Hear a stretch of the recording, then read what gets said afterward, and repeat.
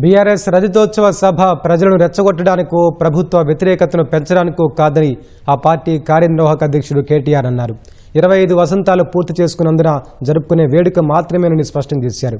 హనుమకొండ జిల్లా ఎల్కతుర్తిలో పర్యటించిన మాజీ మంత్రి బీఆర్ఎస్ రజతోత్సవ సభాస్థలి వద్ద ఏర్పాట్లను పరిశీలించారు. స్వాతంత్ర్యం వచ్చిన తర్వాత ఏర్పాటైన పార్టీలో టీడీపీ, బీఆర్ఎస్ మాత్రమే 25 ఏళ్లు పూర్తి చేసుకున్నాయని వ్యాఖ్యానించారు.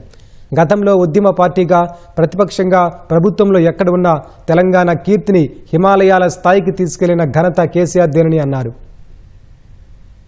14 ఏళ్లు ఉద్యమం, ఆ తర్వాత దాదాపు 10 ఏళ్లు అధికార పార్టీగా, మళ్ళీ గత 16 నెలలుగా ప్రతిపక్ష పార్టీగా ప్రజలు ఏ బాధ్యత ఇస్తే ఆ బాధ్యతని అద్భుతంగా నిర్వహిస్తూ తెలంగాణ ప్రజల గొంతుకగా ఇవాళ దేశం మొత్తంలో కూడా గుర్తింపు తెచ్చుకున్న పార్టీ టీఆర్ఎస్, ఇప్పుడు బీఆర్ఎస్.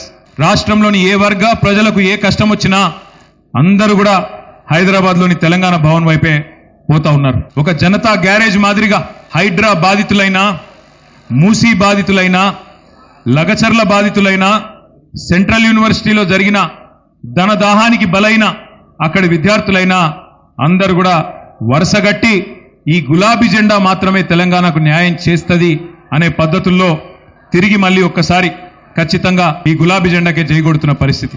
ఇప్పటిదాకానైతే యంత్రాంగం సహకరిస్తారనే మేము ఆశిస్తున్నాం. ఎందుకంటే ఇదేదో గవర్నమెంట్ మీద పోరాటానికో ఇంకో దానికో ప్రజలను రెచ్చగొట్టడానికో చేస్తున్న కార్యక్రమం కాదు.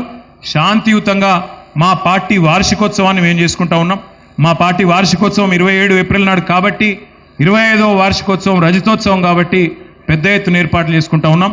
ఇప్పటిదాకా సహకరించినట్టుగానే రాబోయే 3-4 రోజులు కూడా సహకరించి ఎలాంటి విఘ్నాలు లేకుండా, ఎలాంటి అవాంతరాలు లేకుండా ఈ కార్యక్రమాన్ని విజయవంతం చేయడంలో సహకరించాలని జిల్లా యంత్రాంగానికి, అదేవిధంగా పోలీస్ అధికారులకు కూడా విజ్ఞప్తి చేస్తూ మీ అందరికీ కూడా హృదయపూర్వకంగా సహకరించినందుకు ధన్యవాదాలు.